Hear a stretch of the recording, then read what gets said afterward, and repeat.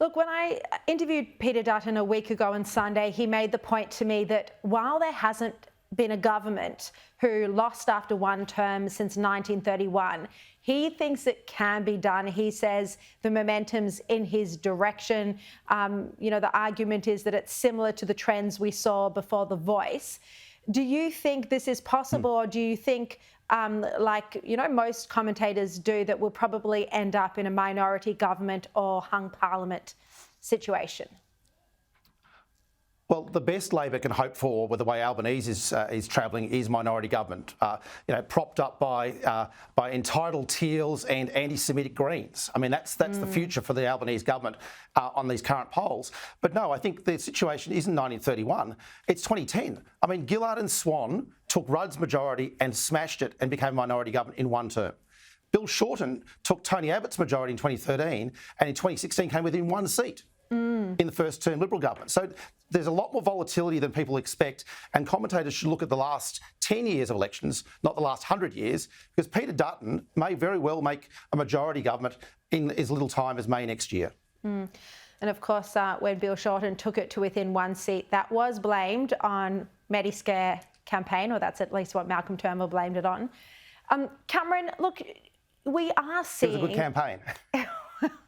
Well, might have been a good one, but it was a false one. Anthony Albanese and Penny Wong combined. Do you think this is potentially the worst Prime Minister and Foreign Minister in terms of a combination leading Australia that we've ever had?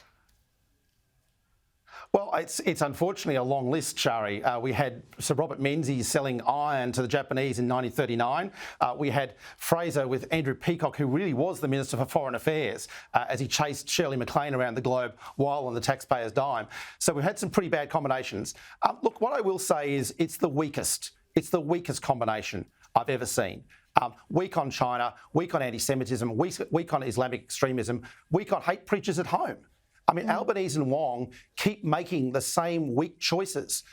Now, they've got 9 months to earn themselves the worst ever, and let's hope they don't get there, because at the rate they're going, they may well win that prize in the first term.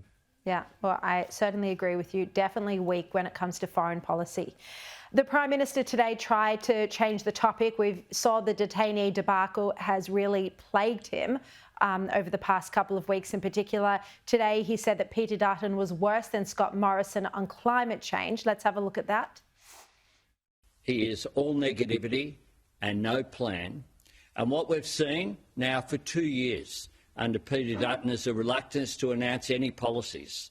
We've seen 3 now budget replies without a single costing.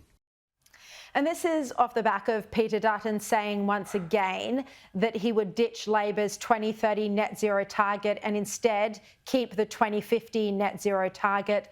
Peter Dutton told the Weekend Australian that Labor has no hope of achieving the targets. He says there's no sense in signing up to targets you don't have any prospect of achieving. What do you think about this, Cameron? You know, we are in a cost of living crisis. That's the overarching issue affecting most Australians. So do you think Albanese returning to the climate wars will work for him politically? No, I don't, because cost of living is absolutely the number one issue. Cost of living, cost of living, cost of living. And look, tomorrow's state budget brought down by Cameron Dick is all about cost of living. So are all the other state premiers. So was Jim Chalmers' budget that got buried by Albanese's weak leadership on immigration and a range of other matters. So no, look, I think Albanese is trying for the distraction, trying to set up some, faux war that's 10 years old. I don't think it'll work, because people are really concerned about putting bread and butter on the table and making sure they can pay the energy bills that are crippling them at the moment. Yeah, and keeping a roof over their heads. You know, the housing crisis, whether people are renting or whether they're struggling with their mortgages, it is certainly tough. Cameron Milner, thank you very much for your insights.